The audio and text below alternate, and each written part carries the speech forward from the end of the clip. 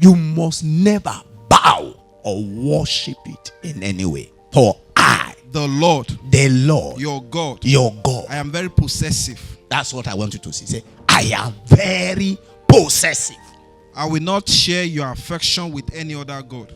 Do you understand? I will never share your affection. And now when you say other gods, your wife can play a god to you. Your husband can play a god to you. Say, I am very possessive. That is the meaning of being jealous. Please, do you understand? Because one of the reasons why the religious leaders of Jesus' days kill him was because he was raising a movement without ecclesiastical approval.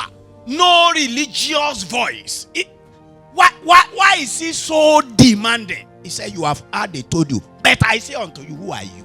They didn't know that he is the sovereign Lord. I am please, do you get it now?